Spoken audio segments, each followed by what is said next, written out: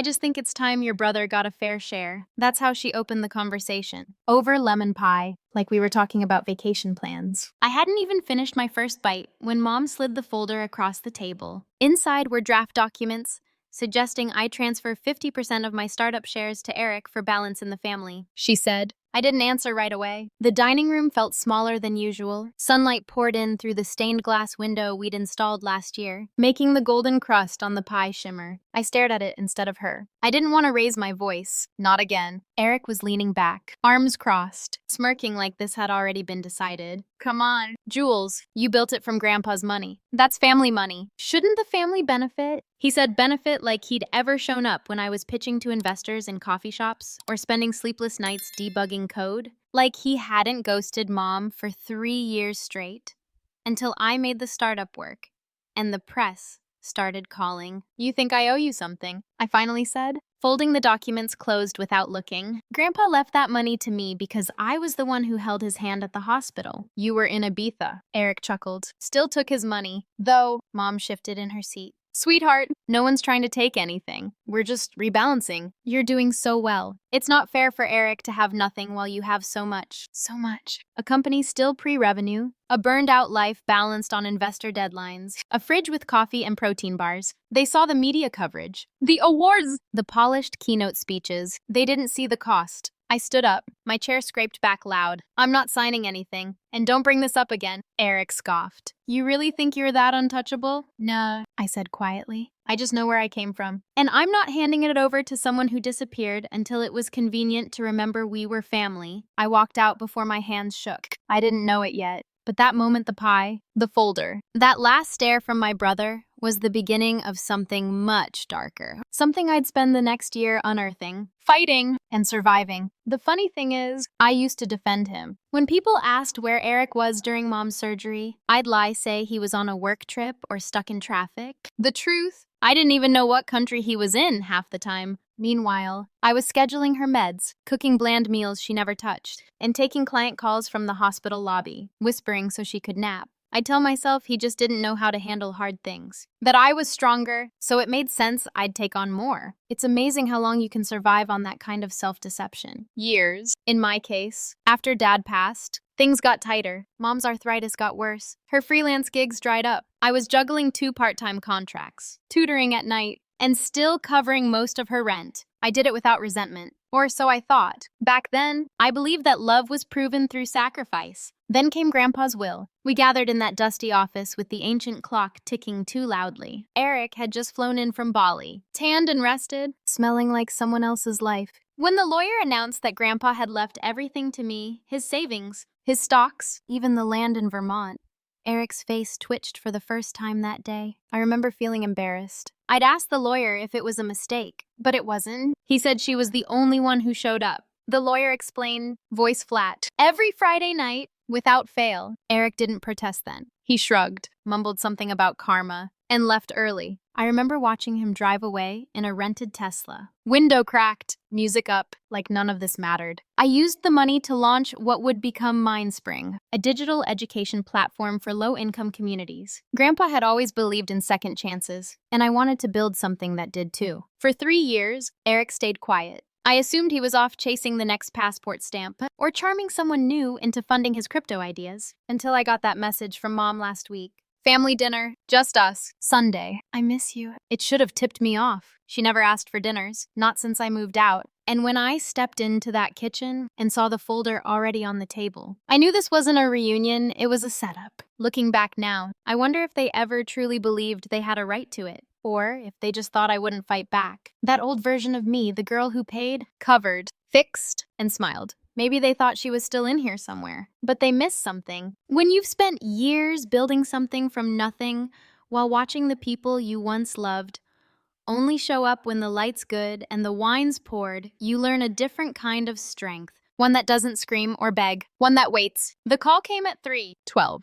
Ma. I woke to my phone buzzing on the nightstand, vibrating just long enough to jolt me upright. For a split second, I thought it might be Ava, maybe an early meeting confirmation or a weird time zone mix-up. But it was Ben, my CTO. 3 missed calls, a voicemail. When I finally pressed play, his voice cracked. Julia, it's gone. The lab, our lab, it caught fire. We don't know how bad yet. but it looks bad. I'm heading there now. I'm so sorry. I didn't even change clothes. I threw on a hoodie, grabbed my keys, and drove across town in silence. The streets were eerily empty, streetlights flickering, like the city knew something sacred had been broken. By the time I pulled up, the fire trucks were still spraying foam. Smoke curled into the air like ribbons of ruin. The back window where we kept the servers was shattered. Inside, black walls, metal frames twisted like bones, shelves melted into the floor. Someone handed me a mask and a clipboard. I don't remember signing anything. I just stood there, staring at the wreckage of 3 years. Ben met me on the curb, face covered in ash, eyes rimmed red. They say it started near the battery station. Might have been a surge. But Julia, I looked at him sharply. What? He hesitated. The door was unlocked. I froze. We'd always been meticulous keycard entry. Double authentication. I was paranoid about security. That night, only Ben and I had codes, and mine hadn't been used. They're checking footage, he added quickly. But the cameras went offline 20 minutes before the fire. Later, back at my apartment, I sat on the floor in my kitchen, a mug of untouched tea in hand, watching the footage loop on my phone. Static. Black screen. Static again. Then the footage jumped, cut out entirely. That's when the message came. From Eric. Heard about the lab. Tough break. Maybe it's the universe telling you something. You don't have to do this alone. Jules. We're family. Remember? I stared at the screen. My thumb hovered over the reply button. Then changed course and opened my gallery. I zoomed in on a picture from 2 weeks ago me, Ava, Ben, and our intern team, smiling in front of the freshly painted lab mural. I'd spent hours on that mural, a phoenix, rising out of flame. The irony made me laugh, not loudly, just that bitter kind of laugh that sits at the back of your throat. That night, I didn't sleep. I sat at my desk and opened a folder I hadn't touched in months. Contingency, family interference. Inside, old emails, documents Grandpa had given me, records of a property transaction Mom had tried to hide. I'd started collecting them out of instinct, long before I admitted to myself I might need them. Now, I didn't hesitate. I sent a message to Ava. We need to talk. Something's not right. And I think it started long before the fire. Ava showed up the next morning, coffee in one hand, a manila folder in the other. She didn't ask how I was. She never did. That's why I called her. I'm not filing police charges yet, I said, pouring her a cup. But something's off. I want to know who had access, who stood to gain, and whether this was just bad luck or something closer to sabotage. She nodded, flipping through the file. You're talking insurance, aren't you? My eyes met hers. I got a call this morning from Monarch Claims. Said someone initiated a partial loss claim on the lab under the family trust account. Ava's eyebrows lifted. But the trust hasn't existed since you split the assets 2 years ago. Exactly. Someone used the old EIN, had the code, knew what to say. She leaned back, fingers tapping her cup. So we dig. That afternoon, she pulled up a list of names, former janitorial contractors, security companies, even IT temp staff. She flagged one name, Calvin M., a building tech fired 6 months ago for breach of contract. I hadn't thought about him since, but Ava had a hunch. He listed Celia Jackson as a personal reference, she said, showing me the form. My mother. I sat still, trying not to let it show. That's not proof of anything. No, she agreed, but it's enough to start watching. Over the next 2 weeks, Ava did what she did best, quiet. Surgical intel work. She didn't confront anyone. She didn't leave traces. She interviewed insurance reps under the guise of updating my policy. She spoke to Calvin's cousin, who mentioned offhand that Calvin got a cash bonus gig the weekend before the fire. And she combed through state court dockets, just in case Eric or Mom had filed anything new. They hadn't. Not yet. Meanwhile, I smiled. At meetings, on Zoom, at press inquiries about the fire, I smiled. Told them we were recovering, rebuilding. Thanked the community for their support. I even posted a picture of me and Ben having coffee on the lab steps. Captioned, not done yet. Inside, though, I was sharpening my knives. Quietly, methodically, I stopped using my main phone and switched to a backup. Ava installed monitoring software in my building's entry logs. Every click, every visitor, every delivery logged. It was like living inside a shadow version of my own life, but I'd learned something. Watching my startup grow. When systems fail, you don't scream. You adapt. You write new code. Quietly, carefully, so no one sees the pivot until it's too late to stop. And if my own family had written me out of the future they envisioned for themselves, then I would write them out, too. The email came from an anonymous tip line Ava had quietly set up through a legal network. Just a subject line, no message. Call Monarch Claims. Reference, March 6, 3:47. Ava didn't wait. She forwarded the number to me with one line. You need to hear it for yourself. I spent 5 minutes on hold with the insurance office before a tired-sounding agent confirmed the call. Yes. A woman had phoned in about initiating a claim tied to the Jackson Family Trust. No? She hadn't given her name, but the number she called from was on file. I read it twice. Then again. It was my mother's. I closed my laptop slowly. My breath sat shallow in my chest. Like I'd forgotten how to use my lungs. I wanted to feel rage, betrayal, something sharp, something clean. But what I felt was colder, like stepping barefoot onto ice. She hadn't just supported Eric's demands. She'd laid the kindling. All Eric did was strike the match. When I told Ava, she nodded like she'd expected this. We don't file yet, she said, but we prepare. Civil and criminal. Property damage. Conspiracy to defraud. Malicious interference. We go all in. That night, I sat alone with the documents Ava had drafted. My name sat at the bottom of every page, waiting. My hand hovered over the pen for a long time. I thought about the time Mom forged my signature on a school field trip form because I forgot about the way she used to brush my hair before church, telling me, "You always have to look good, especially when you feel the worst." About the night she cried over unpaid bills, and I offered my tutoring money, and she took it without hesitation. I thought it meant trust. Now, I saw it clearly. It meant control, love on her terms, loyalty on demand. I signed every page, no flinch, no pause. Later, I stood by the window of my apartment, lights off, watching the city hum below. Somewhere across town, my mother might be pouring tea, flipping through a magazine, planning her next move, still believing, maybe, that I'd eventually cave. That blood would win, but blood didn't build Mindspring. Blood didn't pitch to VCs, or code through the night, or fight off 3 near bankruptcies. I did. So no, this wasn't about vengeance. This was about truth, and the right to keep what I bled for. Tomorrow, Ava would file the paperwork, and for the first time in years, I felt steady. The courtroom smelled like dust and old wood polish. That morning, I'd stood in front of my closet for 10 minutes, staring at a row of identical blazers, before choosing the dark gray one. Neutral, unassuming, the kind of thing you wear when you want to be taken seriously, but not pitied. Ava sat beside me, a quiet presence in black and bone white. Across the aisle, Mom and Eric looked every bit the part. Composed, cooperative, tragically misunderstood. Eric even wore glasses he didn't need. The judge entered. We stood. The trial began. Their attorney was slick, all practiced concern and sympathetic phrasing. "It's a painful misunderstanding within a grieving family," he said, placing a hand over his chest. "There's no criminal intent here, only heartbreak, confusion, and perhaps a touch of miscommunication." I didn't flinch. Ava had warned me, first days were theater. Eric testified first. His voice wavered just enough. "I love my sister. I was worried about her. The stress of building a company, the isolation. I thought if we shared the burden, maybe she wouldn't burn out." I watched him speak about my mental health, our childhood, my obsession with control. The words were polished, practiced, but I saw it in his jaw, the way he clenched just before saying my name, that subtle edge of entitlement. Then came Mom. She spoke with the soft sorrow of someone who'd lost more than just a daughter. She painted herself as the matriarch pushed away for asking too much love.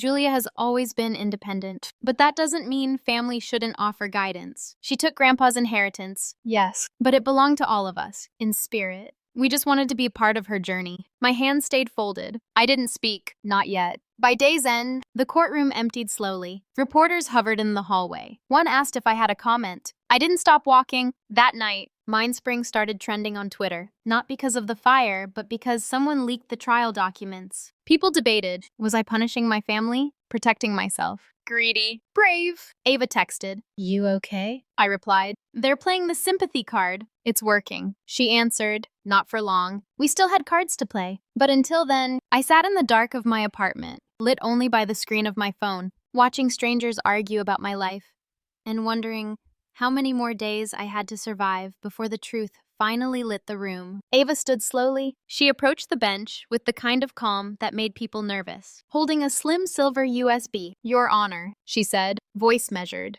"We'd like to submit an audio file into evidence. Obtained legally, timestamped March 4th, 8/27. The judge nodded. "Proceed?" She clicked the remote. The room filled with a low hum background noise, muffled movement, and then, clear as glass, Eric's voice. "So we do it Friday night. Lights out. Lock jammed. They'll assume faulty wiring. Mom. And you're sure the cameras won't catch it?" "Eric. Calvin's got it covered. He's owed me since Bali." Then silence. followed by her voice again, softer, sharper. All we need is for it to burn, not beyond recovery, just enough. Julia won't survive another delay. She'll fold. She always folds when she's alone. A murmur rippled through the courtroom. The judge banged the gavel once, but the file wasn't done. Eric. What if she doesn't? Mom. Then we make sure she does. She's not as strong as she thinks. Let her fall. When she breaks, she'll come home. Pause. Then the line that shattered whatever illusion still hung in the room, that's when we step back in. Control is easier when someone's grateful to have nothing left. I didn't move. I didn't need to. Every eye turned toward Mom. She didn't flinch at first. Then her fingers twitched just once, before she slowly leaned back in her chair. Eric's face drained of color. For the first time in years, he looked exactly as small as I remembered him being. The judge recessed the court for deliberation. Outside, the hallway was chaos, reporters barking questions, security pushing back flashes, but I didn't hear them. I stood still, heart thudding, not from fear, but from something heavier, older. Ava came to my side. "They'll spin it," she said quietly. Claim they were venting, not serious. I shook my head. Doesn't matter. People heard who they really are. That night, I didn't cry. I didn't scream or drink or celebrate. I sat on my apartment floor, replaying that one line over and over. Control is easier when someone's grateful to have nothing left. They hadn't just tried to break my business. They'd tried to break me so I'd crawl back. Beg! Submit. But now, the world knew, and I wasn't the one on trial anymore. The verdict came on a Thursday. Full ownership rights granted to Julia Jackson. All claims by the plaintiffs are denied. A no-contact order is issued, effective immediately. I didn't react right away. The words echoed down like rain hitting a rooftop, soft, repetitive, strangely distant.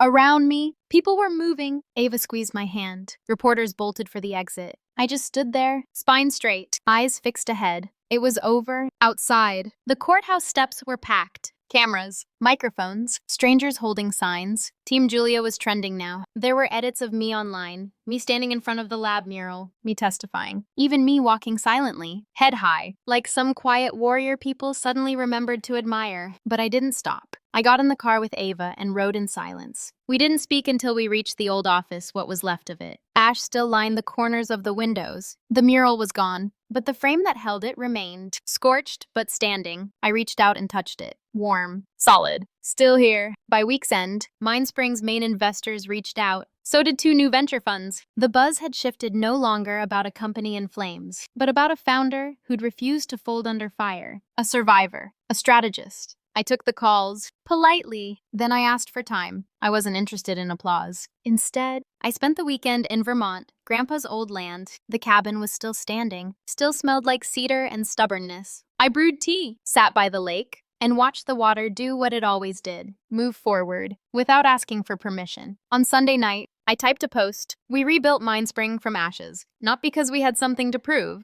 but because sometimes the fire clears what doesn't belong and reminds us what never needed permission to exist. Thank you for standing with truth. No names, no revenge, just the truth. Then I turned off my phone, folded a piece of paper into my wallet, a printout of the court order, and slid it behind an old photo of me and Grandpa. Not as a trophy, just a reminder. They tried to burn down my life, but all they did was clear the space I needed to rebuild it better. The house looked smaller than I remembered. It was the first warm day of spring, the kind where the air smells faintly of rain and possibility. I stood across the street, hands in my coat pockets, watching the shutters swing gently in the breeze. No one was home. Eric had been ordered to pay restitution, something symbolic. Mostly, the kind of fine that looks big on paper but means nothing when trust is gone. Last I heard, he'd moved back to Arizona. To reset, according to a mutual acquaintance, I didn't ask for more. Mom disappeared from the headlines within a week. No statements, no apologies, just silence, like she'd stepped backward into the fog of someone else's memory. I didn't go up to the door. I just stood there, letting the weight of it all wash over me. The birthdays, the shouted fights, the whispers behind closed doors, the years of explaining away things that should have never happened, the belief that love was something you earned by staying silent. I let it all come, and then I let it go. Back downtown, a new office key slid into my hand like it had always belonged there. Just 3 rooms, exposed brick, a half-finished mural. Someone had abandoned a single painted wing, rising. Ben met me at the door with 2 mugs of coffee. You sure about the name change? He asked. I nodded. Mindspring served its purpose, but we're not in the same spring anymore. He handed me the form. I signed it. New name! Ashlight Studios. Not about fire. Not about ruin. About what comes after. That night, I walked through the empty rooms, windows wide, moonlight pouring in. No furniture yet. No staff. Just space. Breathing room. I sat on the floor and opened my laptop. A single email blinked back at me.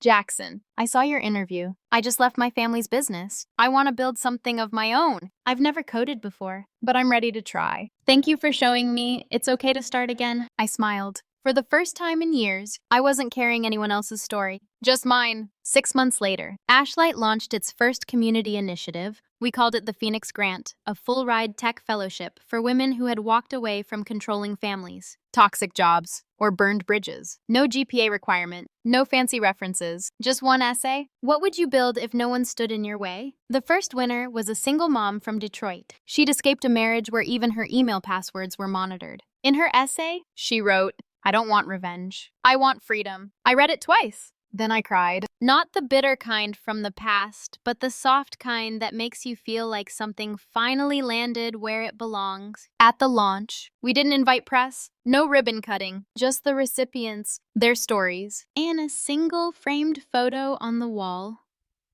Grandpa? In his favorite wool vest, smiling like he already knew. That night, as the sun dipped behind the skyline, I stayed behind in the office, alone, peaceful. The mural was done now, 2 full wings, painted by volunteers, stretching from floor to ceiling. Not perfect, but powerful. I sat beneath it and opened my inbox. One new message. "I watched your case. My sister and I used to think we were crazy for setting boundaries. Now we know we were just early." I smiled and typed back. "Tell her she's right on time." Some battles don't end with applause or parades. They end quietly with a boundary held, a door closed, a truth spoken aloud for the first time. Not all wounds come from strangers. Sometimes the ones who hurt you the deepest share your last name. But healing doesn't ask for revenge. It asks for clarity, courage, and the willingness to rise from what tried to bury you. If you've ever been made to feel small inside your own home, if you've carried guilt for choosing yourself, this story is for you. Share your journey in the comments. We see you. We honor your strength.